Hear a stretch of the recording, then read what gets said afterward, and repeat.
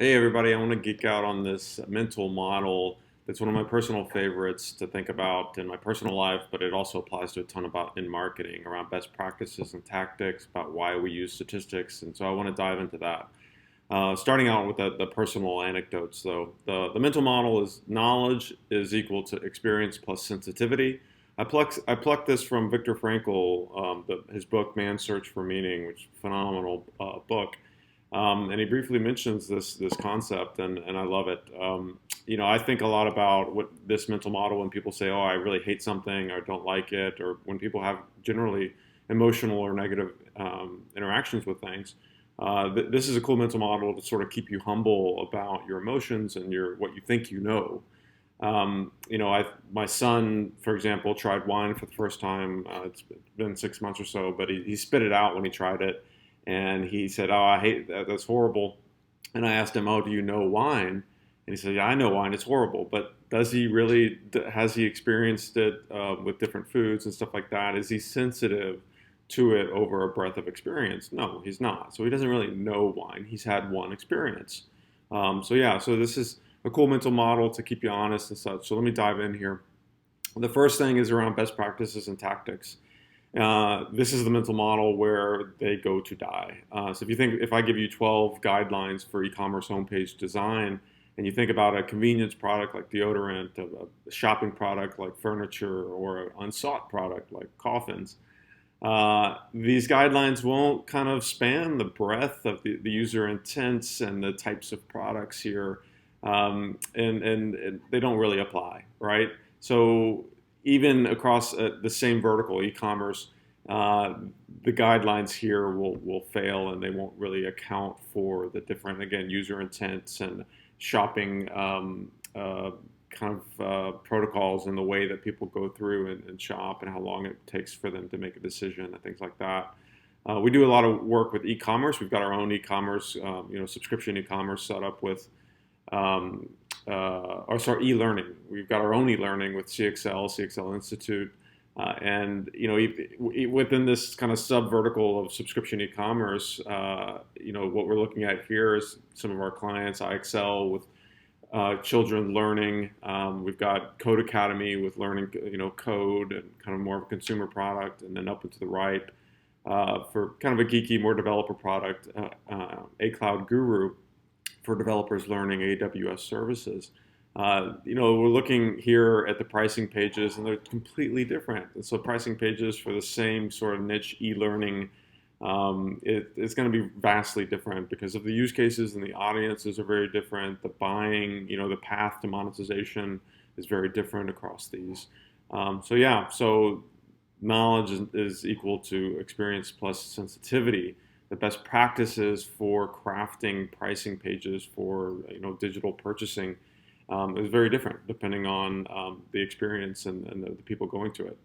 Another kind of best practice slide here is around the best practices of, for example, reducing friction. We're looking at two versions of the mobile homepage for segment.io, or I think it's segment.com now as well. On the left here, you see that email field. This adds friction, and generally you're like, okay, let's reduce friction. Let's put it behind the demo interaction, the demo CTA click interaction, and that'll get a little bit more throughput and a little bit more interaction with that CTA and lead to more conversions.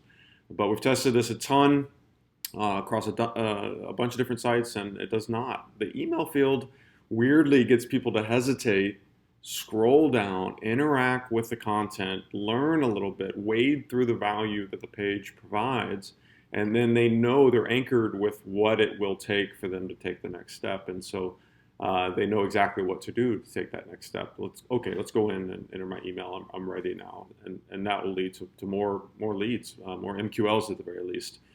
So let's see how this mental model applies to data. So here on the left, we've got some research findings. 70% felt the design was dated, unprofessional. Women felt it was lively and cute, that kind of thing. The question is what method produced these findings? But notice, get triggered on these words like most and some, 70%. You can see the sum there now. I've reduced my head. 70%. These are words that should trigger you and should make you think about certain types of research methodologies.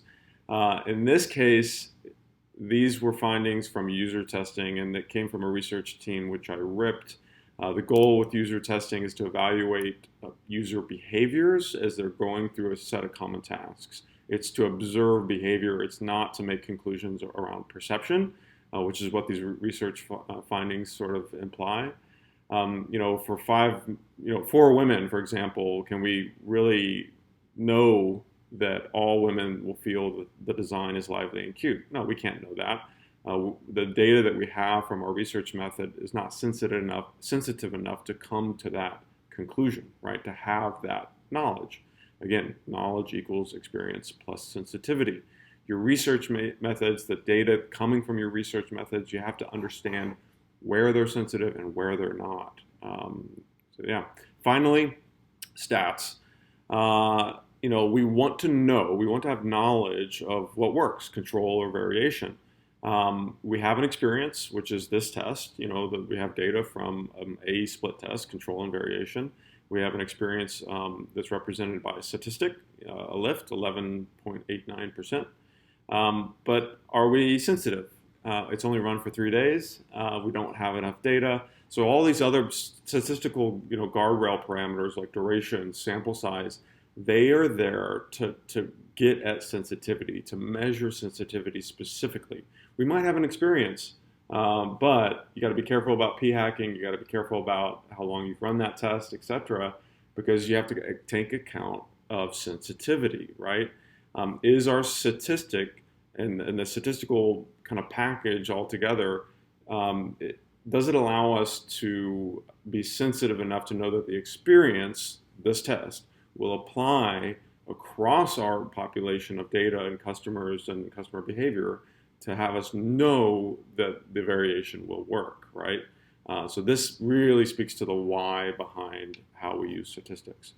So that's the mental model. Knowledge is equal to experience plus sensitivity. I hope you got something from that. I really like to geek out on these mental models. Thanks.